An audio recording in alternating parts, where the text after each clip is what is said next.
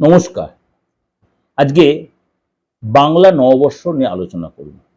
তার আগে সবাইকে বাংলা নববর্ষের সবাইকে শুভেচ্ছা, অভিনন্দন, ভালোবাসা। বড়দের আমার সশ্রদ্ধ প্রণাম।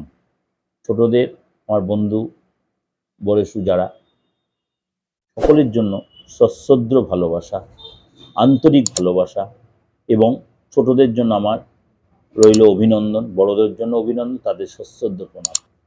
একটু ছোট্ট করে আলোচনা করবো, এরপরে একটু ডিটেল আমি বলবো আপনাদের। 1433 সন, 1432 সাল চলে গিয়ে 1433 সাল আসছে, অর্থাৎ চৈত্র মাস শেষেই বৈশাখ মাস।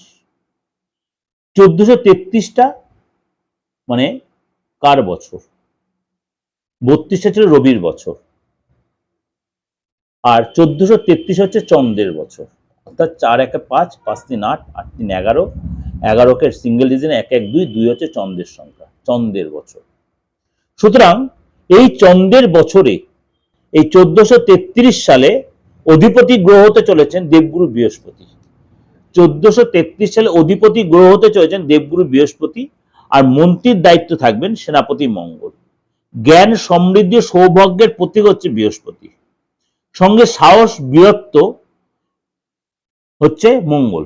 এই দুয়ের যুগলবন্দি এই বছরে তৈরি হবে এবং বছরটা হচ্ছে চন্দ্রের। সুতরাং এই যে 1433 সন এবং 15 এপ্রিল সূর্য মেষ রাশিতে প্রবেশ করে, সেদিন পয়লা বৈশাখ হয়। বৈশাখ মাস শুরু হয়, পয়লা বৈশাখ শুরু হয়। এবং বৃহস্পতি, নতুন বছর শুরুতে বৃহস্পতি, রাহু, কেতু, মঙ্গল ও বুধের মতো গুরুত্বপূর্ণ গ্রহগুলো তাদের একাধিকবার পরিস্থিতি চেঞ্জ করবে এবং শনিও তা চেঞ্জ করবে। সুতরাং এই যে 1433 সালে কোন কোন রাশিকে, অর্থাৎ 12 রাশি মেষ টু মীন, আমি তো আপনাদের এই 2026 সালে আলোচনা করেওছি, সেটা রবির বছর আর এটা চন্দ্রের বছর। সুতরাং কোন কোন রাশির জন্য যথেষ্ট ভালো হবে, কোন কোন রাশির জন্য একটু সতর্কতা অবলম্বন করতে হবে।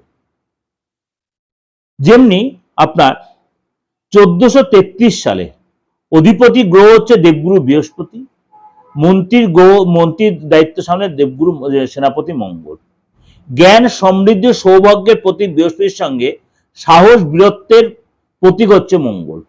এই দুয়ের যুগলবন্দিতে এই বছরটা কিন্তু যথেষ্ট ফলদায়ক দেবে। এবং তার জন্য এই নতুন বাংলা বছরে কোন কোন রাশির জন্য ভালো হবে, চলে আসি বৃশ্চিক রাশি। বৃশ্চিক রাশির জন্য কিন্তু চন্দ্রের বছর আপনার জন্য কিন্তু যথেষ্ট সাপোর্টিং হতে পারে এই বছর। কিন্তু আপনাকে কিন্তু হঠকারী সিদ্ধান্ত নিয়ে চলবে না, তালগোল পাকি ফেলবেন না, ইনভেস্টারে সতর্ক থাকবেন, মায়ের শরীর নিয়ে সচেতন থাকবেন, মার কথা শুনে চলবেন, মাকে হেল্প করবেন, মাকে সেবা করবেন বা মাতৃতুল্যকর সেবা করবেন।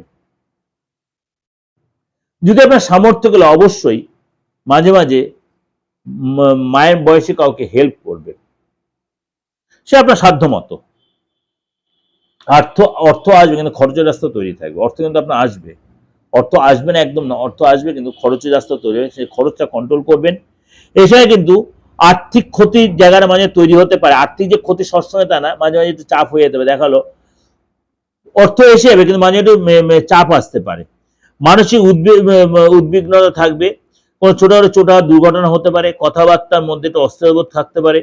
এই সময় কিন্তু আপনার অহেতুক বাদ বিবাদ আপনি জড়িয়ে পড়তে, কোনো আইনি ঝামেলায় জড়িয়ে পড়তে, আইনি ঝামেলা থেকে থাকে, সেখানে ঠান্ডা মাথায় হ্যান্ডেলিং করবেন এবং কোনো অসুবিধা হলে কারোর সাথে অবশ্যই পরামর্শ নিয়ে চলবেন।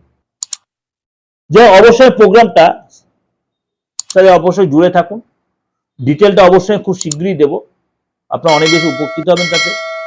ভালো থাকবেন, সারাটা বছর আপনাদের ভালো কাটুক এবং এই সাথে 2026 সালটাও আপনি ফলো করবেন, ইংরেজি 2026 সাল, সেখানেও আরো কিছু জানতে পারবেন। ভালো থাকবেন, নমস্কার।